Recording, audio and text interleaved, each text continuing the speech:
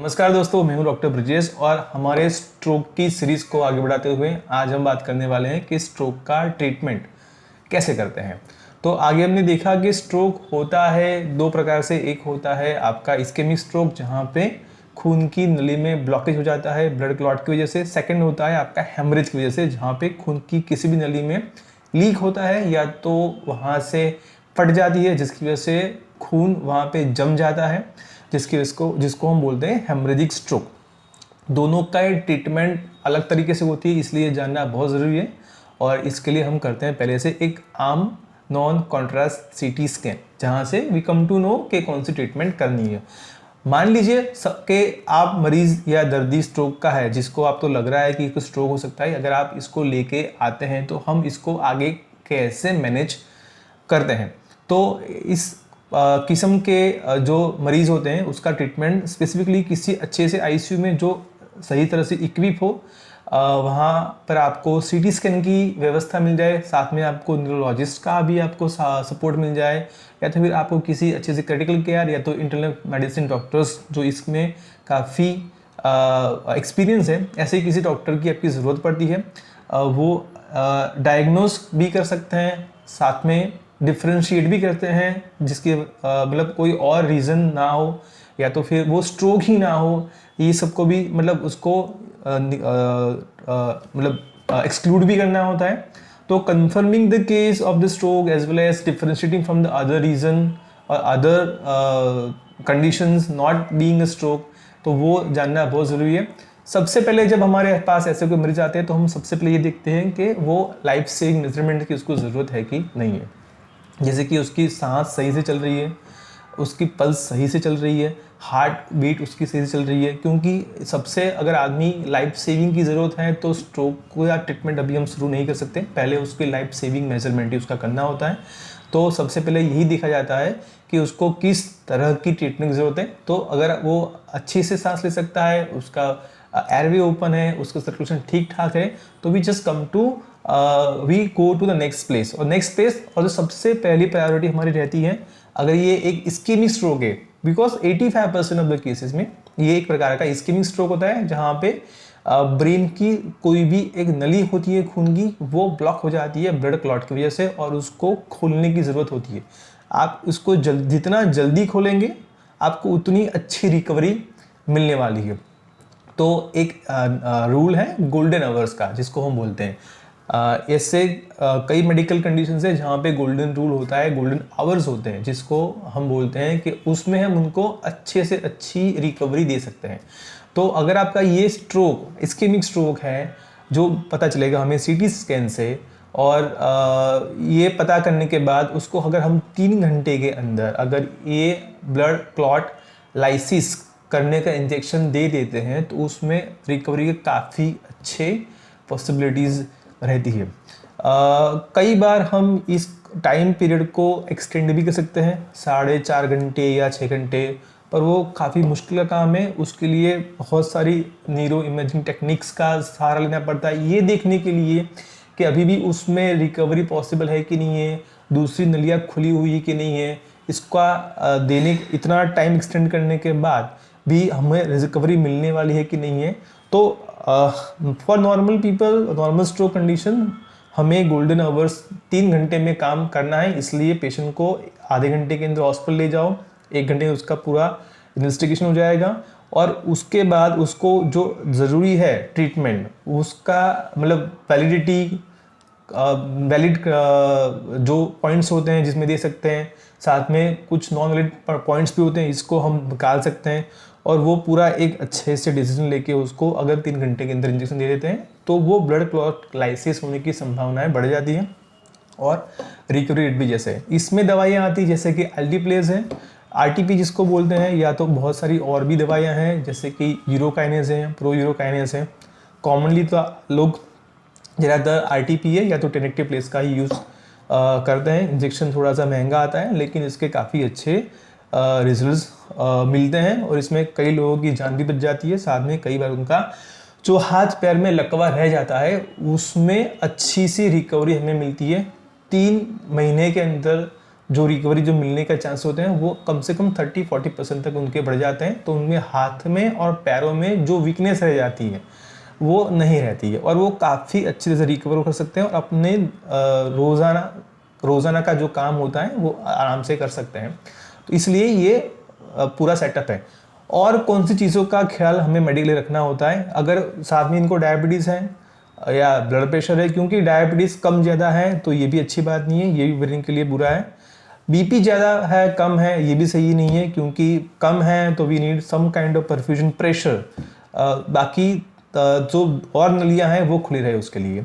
और अगर बहुत ज़्यादा है तो that could be the cause of the stroke, तो वो भी उसको कंट्रोल करना है, क्योंकि अगर वो हम बीपी प्रेशर अगर सही से कंट्रोल नहीं करेंगे तो बार बार स्ट्रोक होता रहेगा। तो ब्लड प्रेशर को ठीक से कंट्रोल करिए, डायबिटीज़ को सही से करिए। तीसरी चीज़ जो बहुत ही इम्पॉर्टेंट है वो है बुखार। अगर स्ट्रोक में बुखार हो सकता है, बुखार ब्रेन टिश्यूज़ के लिए अच्छा नहीं है, तो उसको भी कंट्रोल करना है। और एक बार स्ट्रोक होने के बाद उसके 3 या 4 दिन बाद धीरे धीरे करके वहाँ पे ब्रेन का एडिमा बढ़ता है, स्वेलिंग बढ़ता है, तो उसको कंट्रोल करने के लिए भी कुछ दवाइयाँ आती हैं, कुछ और मैन्यूवर्स और मेजरमेंट होते हैं तो उसको भी कर सकते हैं। तो इन चीज़ों का ख्याल रखा जाता है। कुछ और भी जो कॉम्प्लिकेशंस हैं जिसको हम नज़रअंदाज बिल्कुल भी नहीं करते हैं वो है इन्फेक्शन, क्योंकि इसमें इन्फेक्शन लग सकता है, खास करके निमोनिया हो सकता है। मान लीजिए कि पैरों की कोई नली में से ब्लड क्लॉट फिसल के ब्रेन में चला गया है, उससे स्ट्रोक हुआ है, तो उसको हम बोलते हैं डीवीटी बोलते हैं, डीप वेन थ्रोम्बोसिस, जो एम्बोलिक होता है, तो उसको भी सही करना है। तो इन्फेक्शन, डीवीटी, पल्मोनरी मतलब फेफड़ों की नली में कहीं पर एम्बोलिज्म ना हो जाए इसका ध्यान रखते हैं, बैड सोर ना हो जाए इसका ध्यान रखते हैं। तो बहुत चीज़ों का हम ध्यान रखते हैं। यहाँ पे हम कभी कभी स्टॉकिंग्स का भी इस्तेमाल करते हैं और कुछ चीज़ों का। तो ये हो गया एक मेडिकल मैनेजमेंट जहाँ पे हम इसको देकर एक्यूट कंडीशन को, स्ट्रोक कंडीशन को हम इससे अच्छे कर सकते हैं। सेकंड पार्ट आता है सर्जिकल पार्ट। कौन सी कंडीशन होती है जहाँ पर हमें कभी कभी स्ट्रोक के मरीजों में ऑपरेशन करने की भी नौबत आती है। तो मान लीजिए कि आपका स्ट्रोक बहुत बड़ा है, मान लीजिए कि अगर वो उसका जो वॉल्यूम जो हम इमेजिंग स्टडी से निकालते हैं वो 30 या 40 सीसी ज़्यादा है, साथ में कोई लार्ज इन्फेक्ट है, अगर हेमरेज है तो वो इससे ज़्यादा होना चाहिए, तो वी नीड टू ओपन, उसको डिकम्प्रेस करना पड़ेगा। सेकंड पार्ट है कि अगर आपका इन्फेक्ट बहुत ही बड़ा है, 2/3 of the half portions of the one side of the brain, तो लार्ज इन्फेक्ट तो उसको डिकम्प्रेस करना पड़ता है। अगर हेमरेज इससे ज़्यादा 40 से ज़्यादा है तो उसको वहाँ से इवैक्यूएट करना पड़ता है। इस केसेस में हमें सर्जरी करनी पड़ती है। कभी कभी छोटा है लेकिन उसका इफेक्ट बहुत ज़्यादा है ब्रेन के ऊपर, और उसकी वजह से अगर आदमी बहुत ही रैपिडली अपना कॉन्सियसनेस खो रहा है और कोमा में जा रहा है, तो उस कंडीशन में भी कभी कभी ऑपरेशन करने की ज़रूरत पड़ती है। तो इन सब चीज़ों में कभी कभी हमें ऑपरेशन भी स्ट्रोक के केसेस में करना पड़ता है, और हमें इस चीज़ों पे बहुत ही विजिलेंट रहना पड़ता है, बहुत ही अवेयर होना पड़ता है। ऐसी कोई भी चीज़ हमें पता चले तो उसको तुरंत ही ऑपरेशन के लिए भी ले जाना पड़ता है। अब एक तीसरी बात करें नई टेक्निक्स की। मान लीजिए कोई 3 घंटे के अंदर पहुंच नहीं सकता है, और ब्लड क्लॉट कभी कभी इतना हैवी मतलब इतना स्ट्रांग होता है कि वो कुछ मेडिकल दवाइयों से, जैसे हमने बात करी, उससे वो सही नहीं होता है। उसके लिए हमें मतलब आफ्टर 24 आवर्स और लगता है क्लॉट नहीं जा रहा है, तो वी हैव अदर टेक्नोलॉजी, जैसे कि बोलते हैं कि हम उस नली में जाके जहाँ पे क्लॉट है तो वहाँ जाके भी हम इस दवाई का प्रयोग कर सकते हैं। क्योंकि मान लीजिए जैसे एंजियोप्लास्टी करते हैं, इस तरह से कैथेटर डालते हैं या तो फिर पैर में या तो हाथ की नली में से, और वहाँ से हम उसको या तो ट्रांस रेडियल या तो ट्रांसफ्यूमरल कैथेटर डाल के, जहाँ पे ब्रेन की नली में ब्लॉक है और वो सख्त है तो उसको वहाँ दवा डाल के उसको हम पिघलाने की कोशिश करते हैं। सेकंड है, हो सके अगर ये काम नहीं कर रहा है या तो ये हम करना वहाँ पे सही नहीं है, तो हम मैकेनिकल थ्रोम्बेक्टोमी भी वहाँ पे कर सकते हैं, जहाँ पे उसको मैकेनिकल थ्रोम्बस को निकाल सकते हैं। ठीक है। पांचवा होता है, एक और दूसरी भी चीज़ें होती है जहाँ पे हम कुछ और एंडोवास्कुलर रिकैनलाइजेशन के प्रोसीजर्स को यूज़ कर सकते हैं। इसके फ़ायदे तब हैं जब पेशेंट्स को हम अर्ली एज पॉसिबल उसको सही से कर सकें और उसके रिजल्ट्स हम हमें मिल सकते हैं, लेकिन उसके लिए प्रॉपर इन्वेस्टिगेशंस और उसके काफ़ी जो कैलकुलेशन है वो हमें करने पड़ते हैं। बट ये भी मोडालिटीज़ हैं ट्रीटमेंट करने की।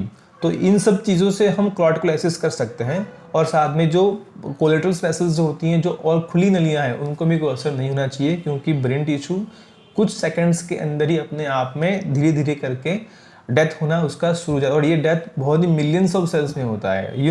ब्रेन के टिश्यूज जो होते हैं वो वैसे ही बहुत ही बिलियंस में होते हैं, और एक बार उसको खून ना मिले तो ये डेथ्स भी होती है, वो भी बहुत ही रैपिडली होती है और बहुत ही लार्ज नंबर्स में होती है, और उसके कॉम्प्लिकेशन भी और कॉन्सिक्वेंसेस भी बहुत ही ख़राब होते हैं।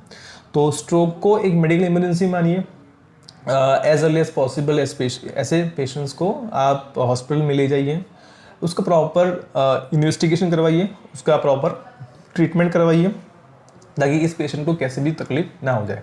और अगर मान लीजिए ये सब चीज़ों से अगर पेशेंट अच्छा हो गया है, अब उसकी जान बच गई है, उसका रिकवरी अच्छा सा हो रहा है, तो लेटर ऑन अगर कुछ भी कंसिक्वेंसेस में उनके अगर हाथ में थोड़ी सी बहुत भी अगर उनको जान मतलब प्रॉब्लम है, वीकनेस है, पैरालिसिस रह चुका है, तो उसके लिए रिहेबिलिटेशन के फॉर्म में हम वहाँ पे एक एक्सरसाइज प्रोग्राम भी दे सकते हैं। एक्सरसाइज बहुत ही अच्छी चीज़ है, और एक्सरसाइज की वजह से उनके जो रिकवरी नहीं आ रही है, मान लीजिए अगर 50% रिकवरी हो गया, 50% नहीं हुआ है, तो उसको भी बाद में फिजियोथेरेपी से हम उसको अच्छे से कर सकते हैं। और आखिर में एक दवाई है जिसको हम बोलते हैं एस्पिरिन, बहुत ही कॉमन है, लेकिन इसका प्रयोग कॉमनली होता है क्योंकि ये सेकेंडरी स्ट्रोक प्रिवेंट करता है। मान लीजिए अगर आपको एक बार स्ट्रोक हुआ है, तो यू हैव अ चांस कि आपको बाद में भी स्ट्रोक हो सकता है। तो इसको कम करने के लिए एस्पिरिन नाम की जो गोली आती है, इसको हम कॉमनली देते हैं।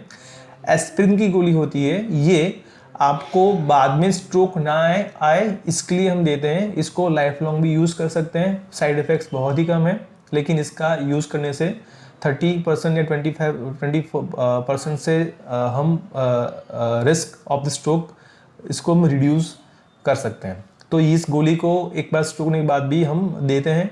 अगर पेशेंट का साथ में कोलेस्ट्रॉल भी ज़्यादा है, तो उसके लिए कोलेस्ट्रॉल लोवरिंग जो ड्रग्स आती है, स्टेटिन्स, इसका भी यूज़ कर सकते हैं। तो ये हो गया आपका how we can manage the stroke in general. तो इससे आपको काफ़ी फ़ायदा हुआ होगा।